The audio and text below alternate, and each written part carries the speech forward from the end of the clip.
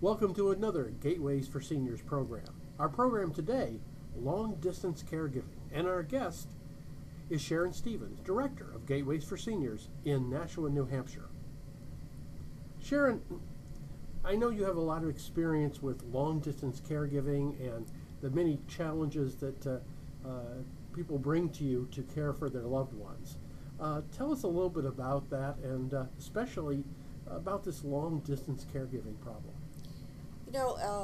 The farm families were my favorite families. They aged in place, and the grandchildren were there, and the grandmothers were there, and everybody was able to take care of the young and old, but we're not in a day and age when that's very much the story. No, we're certainly not today. Our families are spread all over. They are, and many people keep in touch with their loved ones by phone, sons calling their mothers and daughters calling their fathers, and that's wonderful. We love phone calls from our family, but not every secret is revealed in a phone call. Normally the troubles of the day may be and other things, but not have you changed your clothes today?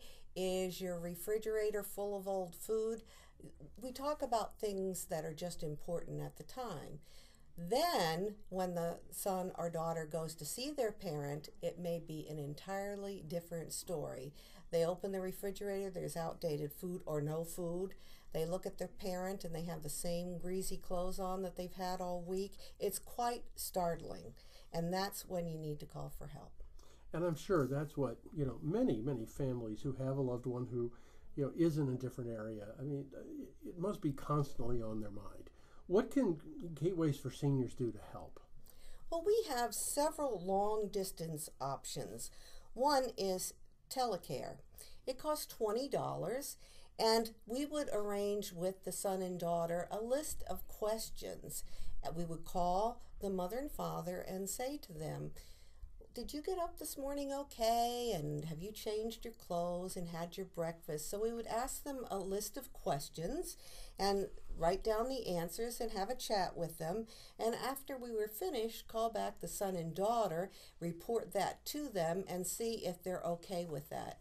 If there's any red flags that go up and say you need to do a home visit or we'd like you to go out and see how mom and dad are doing, we have a plan called self-care, which costs $36. At a person, our account managers actually go out and visit with the parent and take a look-see and see how things are going and report that back to the son and daughter. So that's a very cost-effective option, and it sounds like it's a really good fit for a situation where mom and dad don't need constant care perhaps, but just knowing there's someone who's checking in and letting the kids know that everything's okay can take a huge load off your mind. It sure can. And doing that face-to-face with the mother or father, it also gives you that wonderful connection.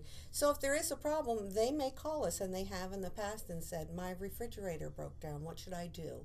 And that way we can help field that problem, give it to the son and daughter and say, what would you like to do? And they can contract us for that kind of service. Well, what if they want to go a little bit further?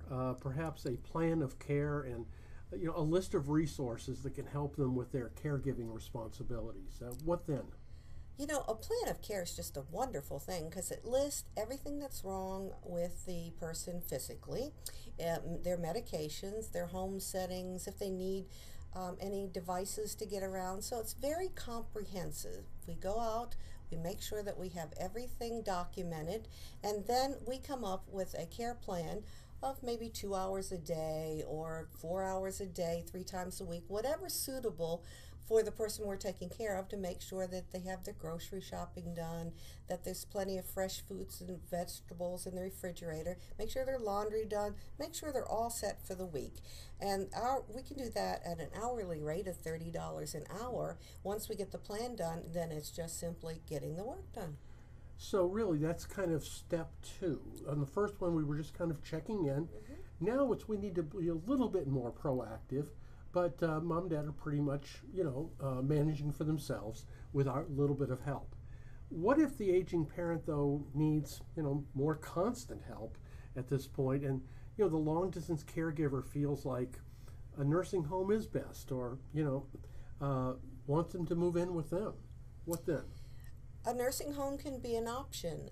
It depends really on if the parent feels that's an option, not necessarily if the son or daughter feels that that's an option. So the decision goes both ways.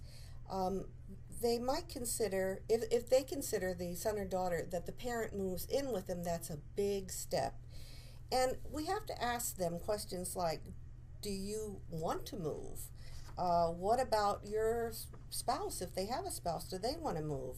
Is your home adapted to support the mother and father coming home, such as the bathroom and bedrooms being on one floor and not upstairs? Will someone be at home to take care of them? We're talking about another care plan here. How does the rest of the family feel about the move? If all of a sudden you're moving mom and dad in, how do the sisters and brothers feel about that? How will the move affect your job, family, etc.? And what respite services are available in your community? So if you want to take some time off or go on a vacation and not take your mother and father, what's available to them? We had a situation recently where a gentleman said, I want to go to Arizona, and I would like to continue going to Arizona in the winters. What do I do with my parents? So we're working out a plan with him so that he can keep in touch with them while we take care of them and we report to them and that sort of thing, so that he can go to Arizona and keep his snowbird status. That's great. Well, I know from my own experience that bringing an aging parent into the home can truly disrupt your lifestyle, and not just the caregiver, but your entire family. And it can be extremely difficult on everyone, and it is hard to prepare for. It's not something that most of us really have any idea what it's going to be like when we get into it. And many people I know have tried it and unfortunately had to say, well, we just can't manage it. So what about if moving my parent into my home for any reason just isn't a good solution? What do I do then? You don't want to move your parent twice. You don't want to move them into your house and then into another situation that's just too much for them to take. Moving from their home is a big step. So if you can combine services, and you can't, if you just think one way, then you're not doing yourself a good service. You could have the medical assistance, so you could have the home care aide, doctor, nurse, OTPT there. That would take up the gap. There's respite services. There's alternative living situations too if you don't want them at your home. So you could have assisted living. There's shared housing. There's adult family care. Now that's a program that's offered for Medicaid folks, where if you're taking care of your parent anyway and you only need a little bit of income, they give you a stipend for taking care of your parent 24/7, so you could stop working and take care of your parent. So there's the kinship care program, and there's nursing care and many other situations where maybe you could move someone in that is a student that could stay with your parent in lieu of rent. You could take your parent to the adult day that would cover when the student would be in classes. So there's many things that can be arranged to satisfy your needs.